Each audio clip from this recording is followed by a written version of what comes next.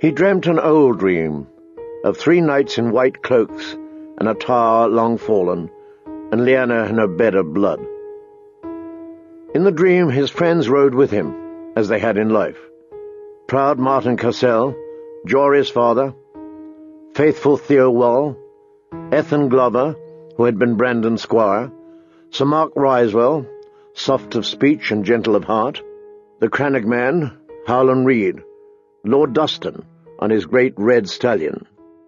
Ned had known their faces as well as he knew his own once, but the years leach at a man's memories, even those he has vowed never to forget.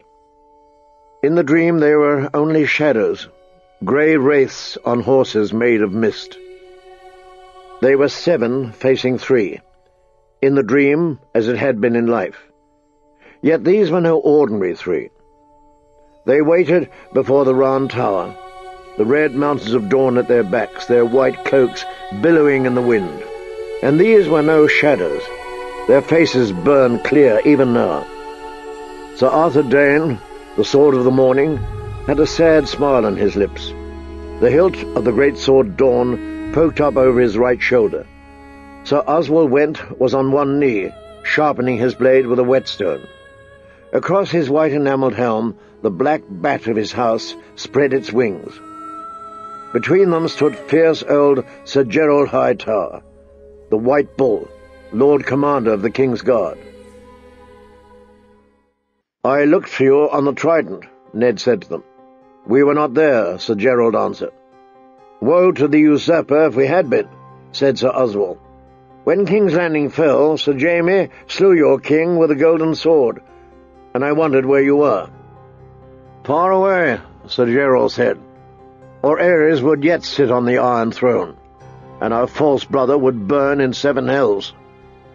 "I came down on Storm's End to lift the siege," Ned told them, "and the Lords Tyrell and Redwine dipped their banners, and all their knights bent their knee to pledge us fealty. I was certain you would be among them." "Our knees do not bend easily," said Sir Arthur Dane. "Sir Willem Darry is fled to Dragonstone with your queen and Prince Viserys. I thought you might have sailed with him." "Sir Willem is a good man and true," said Sir Oswald. "But not of the King's Guard," Sir Gerard pointed out. "The King's Guard does not flee." "Then or now," said Sir Arthur. He donned his helm. "We swore a vow," explained old Sir Gerald. Ned's wraiths moved up beside him with shadow swords in hand. They were 7 against 3. "And now it begins," said Sir Arthur Dane, the Sword of the Morning. He unsheathed Dawn and held it with both hands. The blade was pale as milk glass, alive with light. "No," Ned said with sadness in his voice. "Now it ends." As they came together in a rush of steel and shadow, he could hear Lyanna screaming, "Eddard!" she called. A storm of rose petals blew across a blood-streaked sky, as blue as the eyes of death. "Lord Eddard!" Lyanna called out again. "I promise," he whispered. "Leah, I promise." "Lord Eddard!" a man echoed from the dark.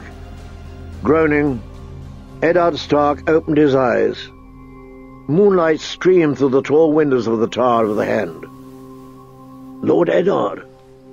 A shadow stood over his bed.